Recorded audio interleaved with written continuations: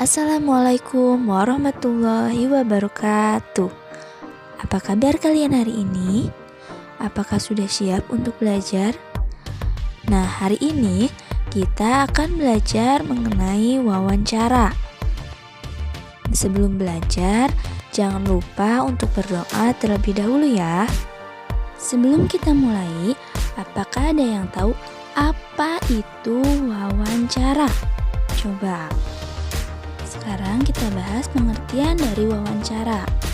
Wawancara adalah suatu cara mengumpulkan informasi dengan mengajukan pertanyaan kepada narasumber.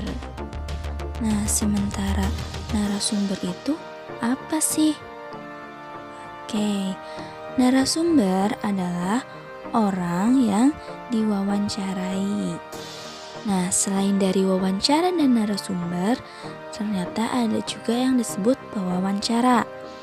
Pewawancara adalah orang yang mewawancarai atau yang mengajukan pertanyaan. Dalam melakukan wawancara ada tahap awal yang harus kita lakukan. Yang pertama ada menentukan tema. Nah, sebelum kalian melakukan wawancara, kalian harus tentukan terlebih dahulu tema yang akan kalian pilih.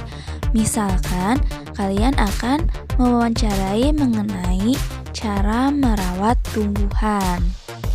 Lalu yang kedua ada menentukan narasumber.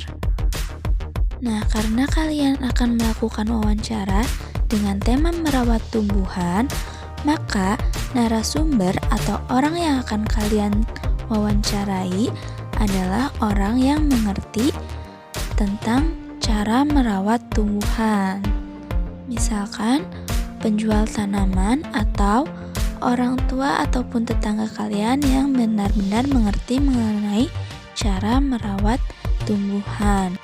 Lalu yang ketiga ada menuliskan daftar pertanyaan. Nah, untuk mengetahui apa saja pertanyaan yang akan kalian tanyakan, kalian dapat mencatat terlebih dahulu daftar pertanyaan apa saja yang akan kalian berikan kepada narasumber.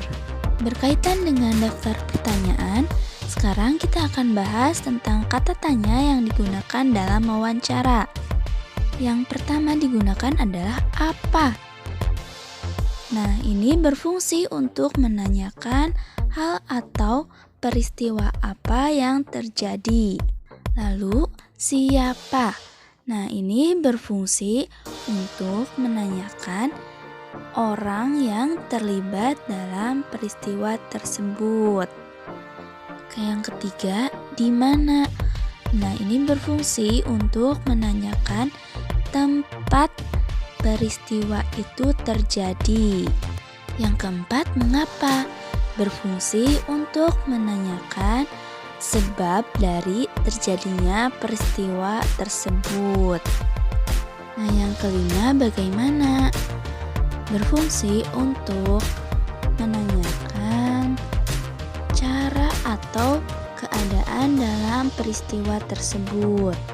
Kapan? Berfungsi untuk menanyakan waktu terjadinya peristiwa tersebut.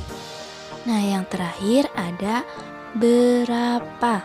Berfungsi untuk menanyakan jumlah. Nah, dalam mengajukan pertanyaan ini ternyata ada aturannya. Pertanyaan yang diajukan harus sesuai dengan topik atau tema dari wawancara yang telah dipilih.